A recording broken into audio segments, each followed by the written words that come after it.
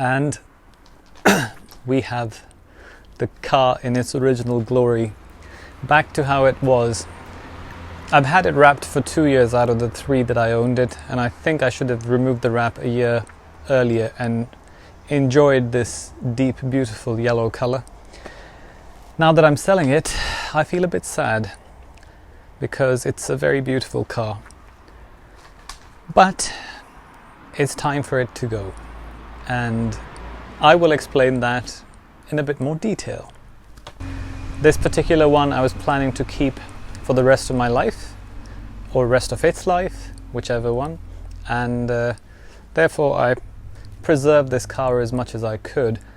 However, as usual, I got bored of it, and I also got very, very pissed off with the Porsche dealers in the UK. And maybe if I move to another country and I get better experience, then I might consider another one. Right now, I think it's time to say goodbye to this brand. So we can go inside and I can talk in a bit more detail about my plans and what's coming next. Today, I am saying goodbye to the Porsche brand after so many years. It's a bit sad because I love the cars themselves, and I've had so much fun with the 15, 16 cars I've owned over the years, but the Porsche dealers have pushed me to this point where I think I don't want to buy a Porsche again. And I have to say, this is just the UK Porsche dealers, not around Europe. I think I may have mentioned this before, that when I wanted a GT3 Touring, the UK dealers wouldn't give me one. Actually, one of them asked me to bribe them, and I rang a dealer in the Netherlands and I got a slot, no problem. I ended up giving that car to another friend of mine, obviously not making any money on it. I gave it to him at cost because it was a left-hand drive and he really wanted it, and it would have lost a lot of value in the UK being a left-hand drive car. Anyway, so in my search for a replacement for the 911, since I bought the Ferrari, I needed something that was a bit more practical, sporty, that could be my daily driver, because as I said, I can't go around to supermarkets and other shops and doing my day-to-day chores in a 911 or a Ferrari because people think you're a knob.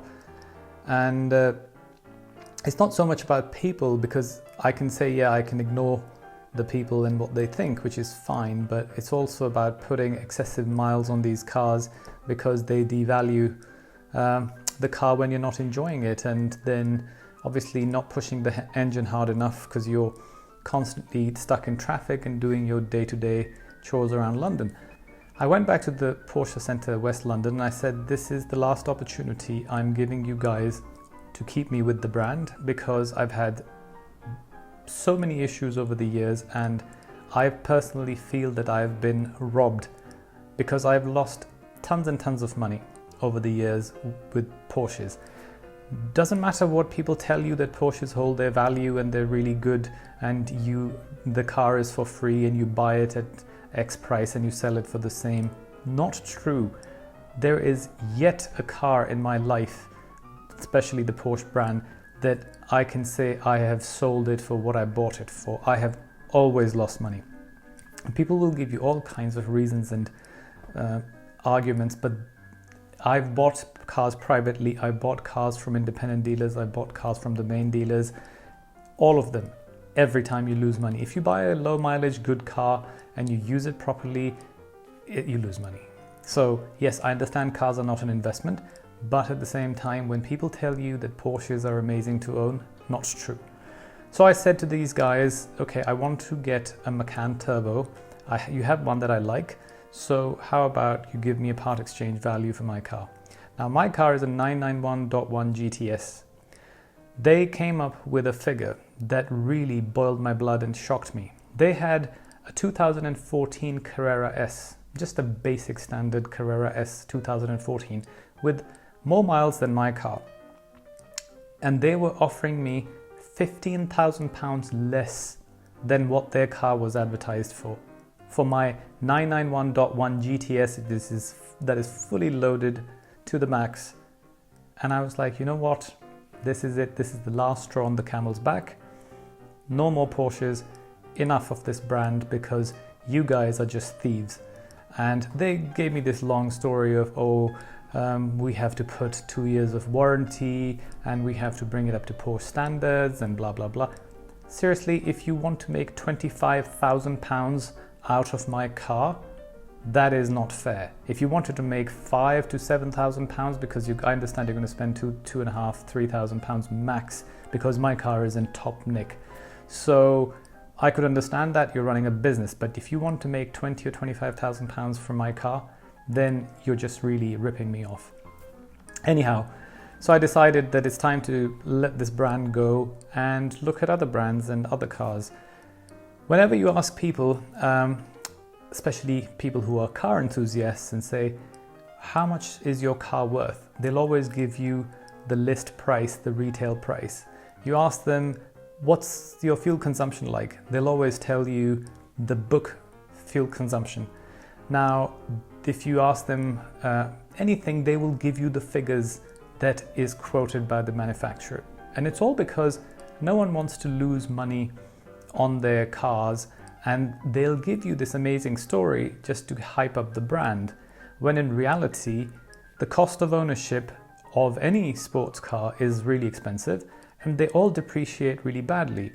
911, for example, I've had, I don't know, I can't even remember how many, but there's not a single one that I haven't lost money on.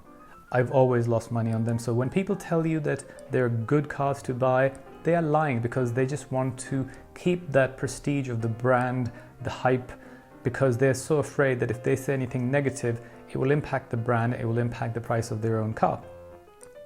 The other thing is I had an Aston Martin Rapide S, which was a 6-litre V12 engine.